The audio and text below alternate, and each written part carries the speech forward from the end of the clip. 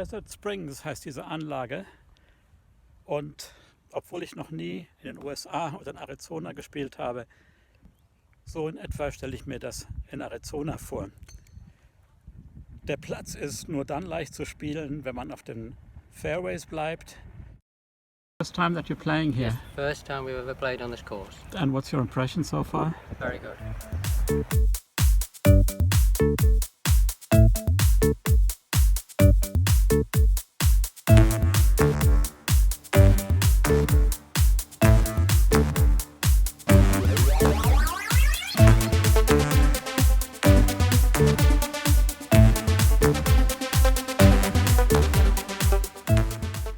Ich stehe hier am ersten Abschlag vom Golfkurs Desert Springs.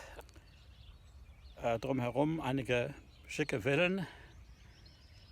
Und der Platz soll, so wie ich das vorher gesehen habe, anspruchsvoll und schwer zu spielen sein. Mal sehen, ob es wirklich so ist. Der erste Abschlag hier, das erste Loch, ein Par 5, 470 Meter, 477 Meter. Guter Anfang. Das ist schon verrückt in dieser doch kargen Landschaft, recht trockenen Landschaft. So eine sattgrüne Golfrasenfläche zu haben.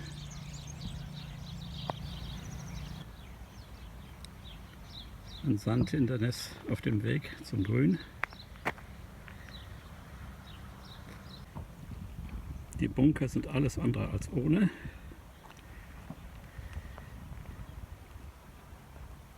Steiler Rand.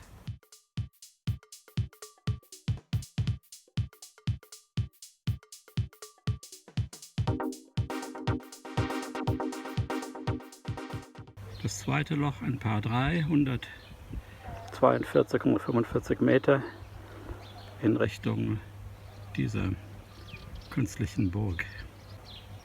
Zwischendurch wieder etwas Wüste.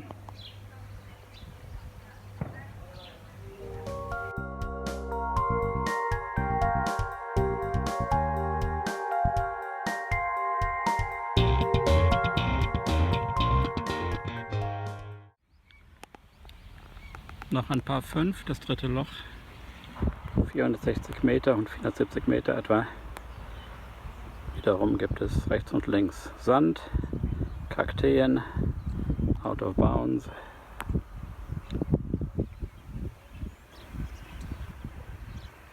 Das habe ich nicht gemerkt.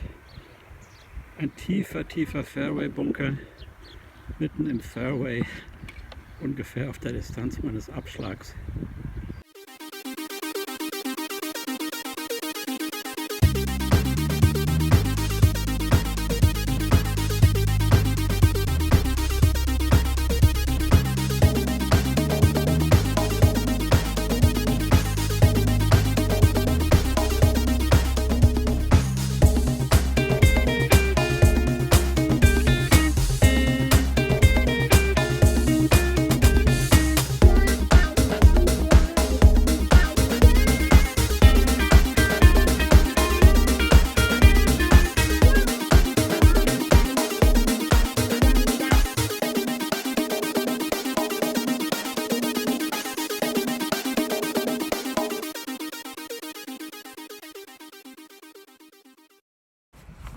Was mich natürlich wundert, die Fairways sehen speziell grün aus in dieser gelben Landschaft.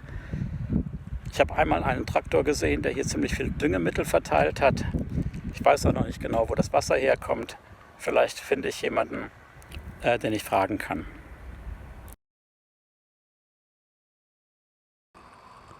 Ein Par 4, 375 Meter. Diese großen Wüsten. Strecken zwischendrin sind äußerst unangenehm. Das ist knallharte Erde mit Steinen versetzt, wo man gut seinen Schläger kaputt machen kann. Meist sind diese Gebiete außerhalb des Spielfelds, außerhalb der Fairways.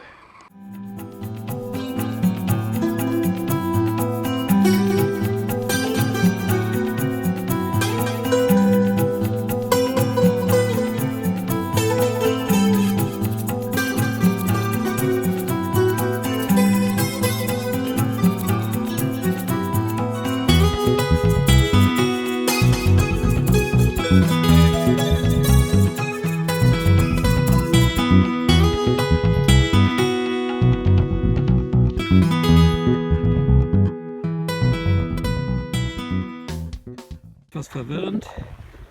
Der 5. Fairway und der 16. liegen direkt nebeneinander. Früher war wohl eine Hecke dazwischen, die sie weggemacht haben. Jetzt muss man ein wenig aufpassen.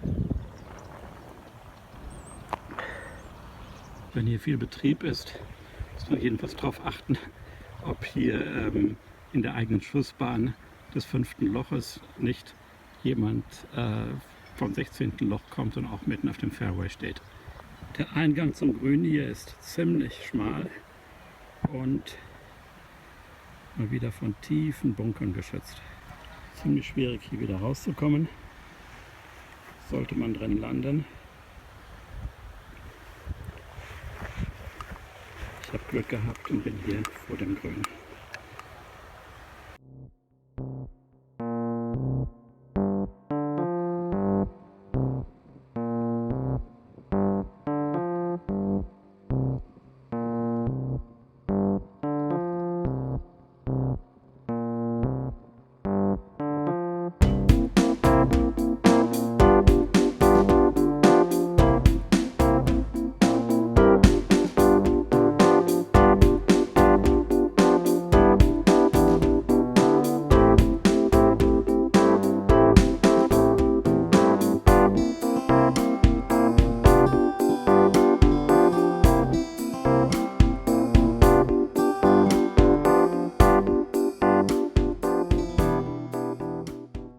Not really, no, we've got high handicaps. And what do you find, what's challenging here? The bunkers. The bunkers are The bunkers are challenging. And the barrancas. terrain a little bit as well.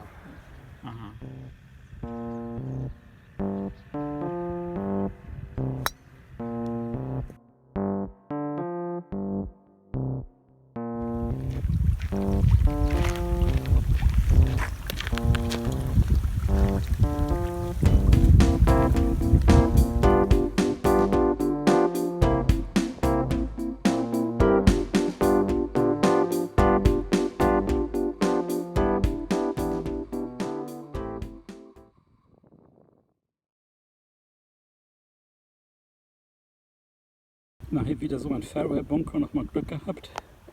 Der Abschlag war 183 Meter, aber hier der Fairway-Bunker mittendrin und da hinten die Fahne. Bis zur Fahne sind es noch 162 Meter.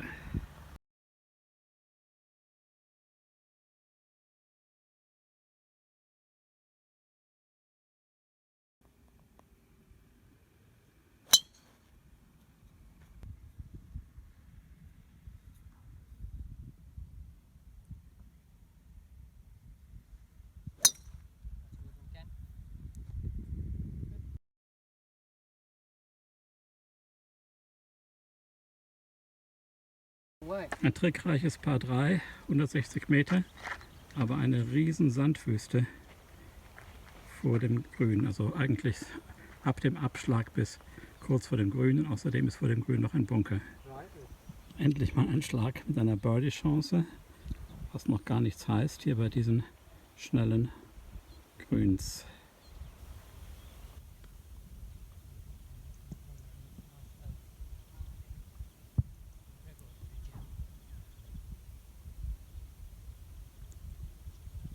Great shot.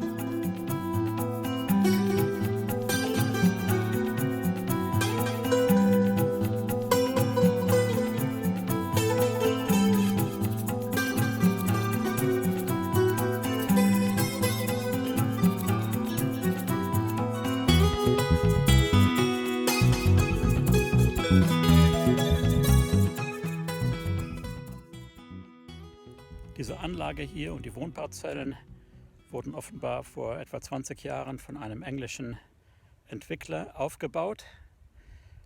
Der hat hier mitten in der Landschaft ein Riesenstück Land gekauft und dieser Golfplatz ist entsprechend weit auseinandergezogen und wenn man es zu Fuß geht, muss man zum Teil recht weit von einem Loch zum nächsten Abschlag gehen.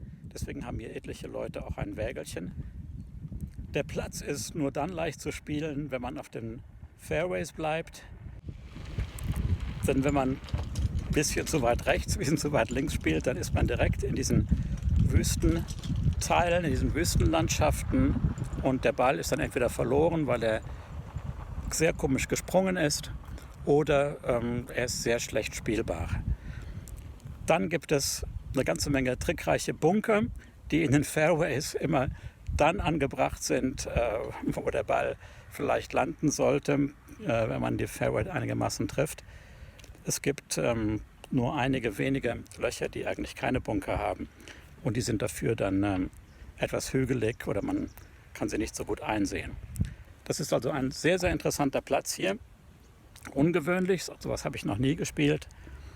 Und das Clubhaus ist natürlich sehr schick und man kann durchaus schauen, ob es hier Sonderangebote gibt, denn überlaufen ist der Platz hier nicht. Und wenn man auf der Webseite guckt, gibt es garantiert ganz gute Deals. Jedenfalls habe ich hier so einen gefunden.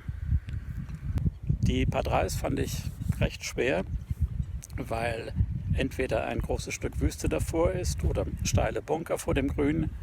Oder wie hier am 14. Loch gibt es eine große Wasserfläche zwischen Abschlag und Grün. Und hier verlieren doch etliche Leute ihre Bälle. Ich hoffe, euch hat dieser Clip hier gefallen, dass er auch ein bisschen informativ war.